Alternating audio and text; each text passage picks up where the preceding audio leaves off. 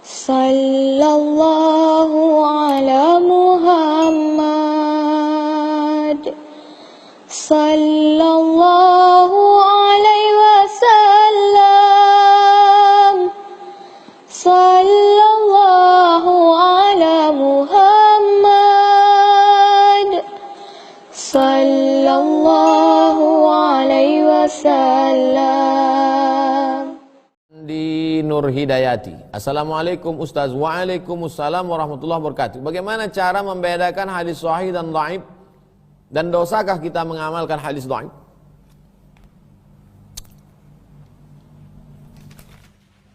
Bagaimana cara membedakan hadis sahih dan hadis dhaif katanya?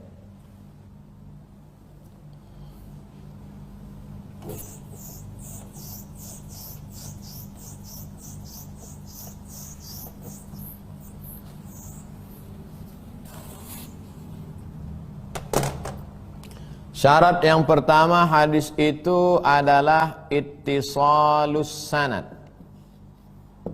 Sanadnya bersambung. Kalau sanadnya putus, maka hadisnya dhaif. Dua, adalatur rawi. Rawinya adil. Rawi yang meriwayatkan hadis itu adil. Adil menjauhi dosa besar, menghindari dosa kecil. Tiga, dhabtur rawi. Dhabit, kuat ingatan. Orangnya tidak pikun. Kalau kunci motor aja lupa, itu tak bisa jadi berat hadis. Yang keempat, salamatun minasyuzuz. Salamatun minasyuzuz artinya mukhalafatu thiqah liman huwa awsaq minhu. Ada periwayat itu thiqah. Ada periwayat itu siqah. Nah, jadi ada level-levelnya. Ada periwayat itu saduq. Mukhalafatus siqah liman huwa awsaq minhu. Bertentangan riwayat si siqah dengan yang lebih siqah. Hadis itu syaz, tak bisa diterima.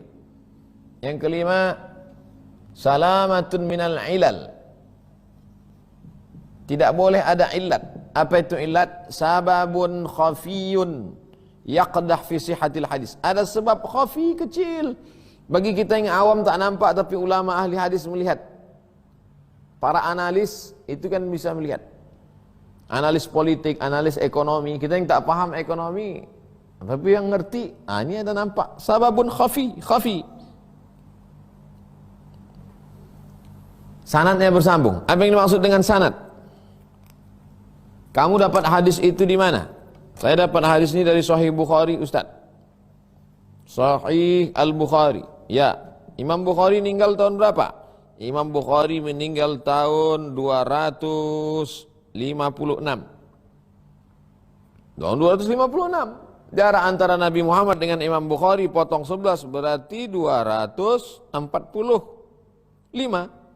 Mana mungkin dia ketemu dengan Nabi? Nabi Muhammad di sini. Muhammad sallallahu alaihi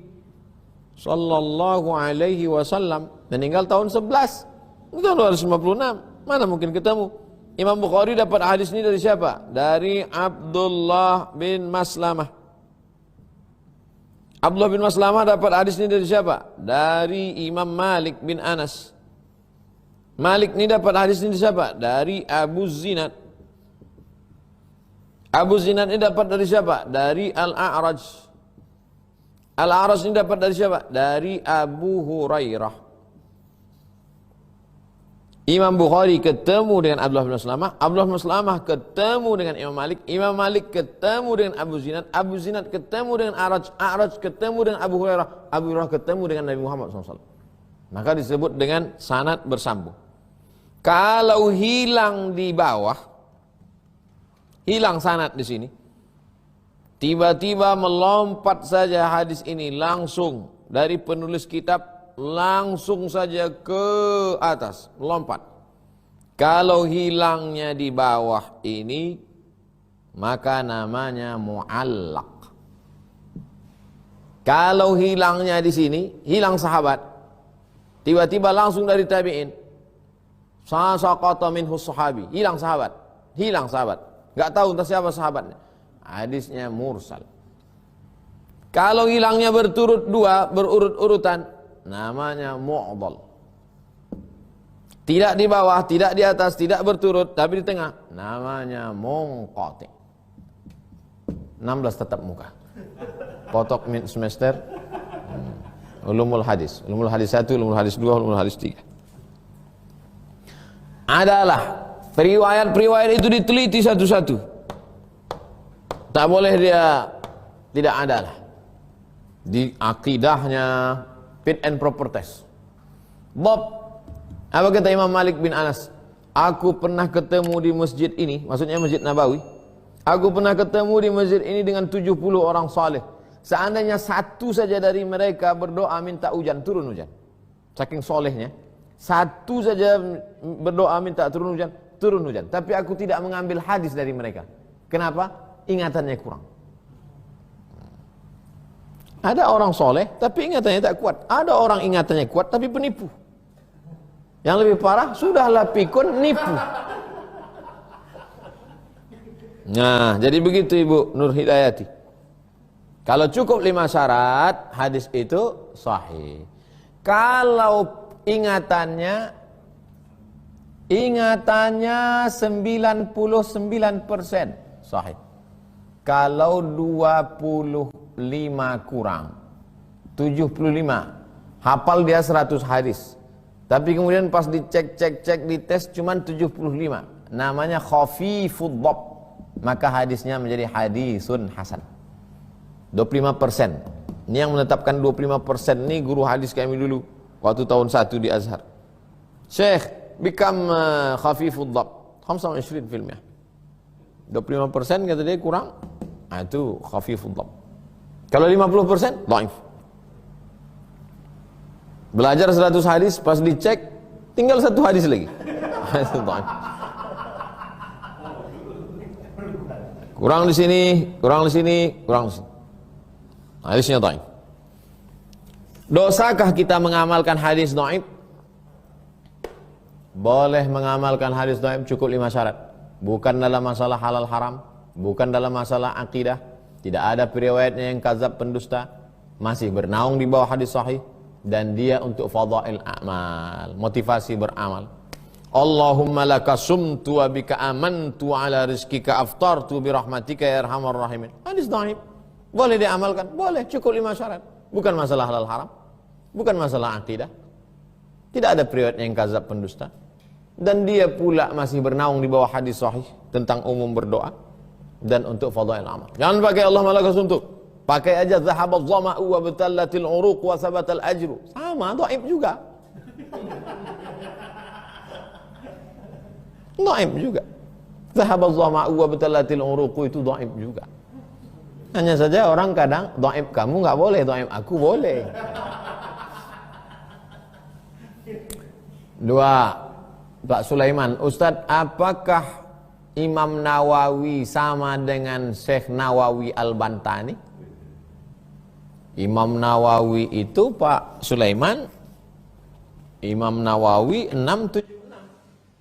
Imam Nawawi 676. Sedangkan Syekh Nawawi Al-Bantani ujungnya ada Nawawi Al-Bantani. Bantani Banten. Nawawi Al-Bantani. Syekh Nawawi Al-Bantani sempat ketemu dengan Syekh Hasyim Asy'ari. Syekh Hasyim Asy'ari pulang dari Makkah tahun 1889. 1900 kurang 1. Masih ketemu dengan Nawawi. Jadi jauh. Syekh Nawawi Al-Bantani dari Tanah Tanah Banten. Makamnya di mana? Nah, jadi jaraknya jauh. Ulama besar, sama mazhab Syafi'i juga.